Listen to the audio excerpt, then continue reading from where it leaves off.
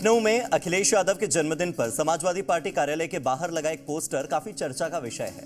क्या पोस्टर के जरिए बड़ा संदेश देने की कोशिश है या बस कार्यकर्ताओं की शुभकामनाएं भर इसे मान लिया जाए?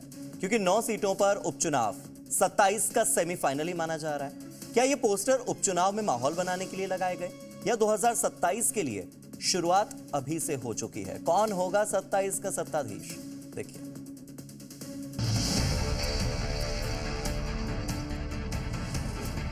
23 अक्टूबर को अखिलेश यादव का असली जन्मदिन होता है।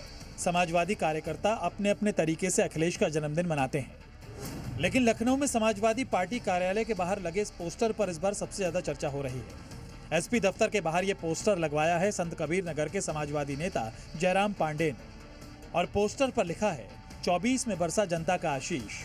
दीवारों पर लिखा है कौन होगा 27 का सत्ताधीश। इस पोस्टर की सियासत और सोशल मीडिया पर खूब चर्चा हो रही है।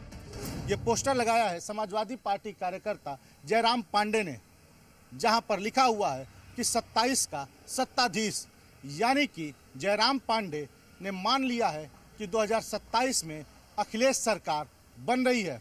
3 साल पहले भी जयराम पांडे नाम के इसी कार्यकर्ता ने एक ऐसा ही पोस्टर लगाया था जो कि काफ़ी चर्चा का विषय बना था, जिस पर लिखा था आ रहा हूँ।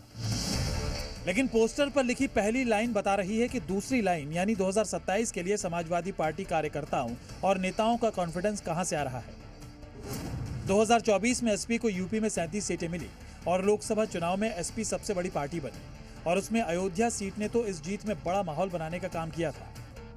सिर्फ इतना ही नहीं, बल्कि यूपी में सीटें कम होने से बीजेपी बहुमत का आंकड़ा नहीं छू पाई और अब उसको सहयोगियों के सहारे सरकार चलानी पड़ रही है। लेकिन अब समाजवादियों की नजर 27 पर है, इसलिए नीचे संस्कृत में भी संदेश देने की कोशिश की है। क्योंकि 27 जीतना है तो सबको साधना होगा, इसलिए सेकुलर के साथ ही थोड़ा हिंदुत्व को भी संदेश देना होगा। 2017 में भी सपने देखे थे, 19 में भी देखे थे, 22 में भी देखे थे, 24 में भी देखे थे।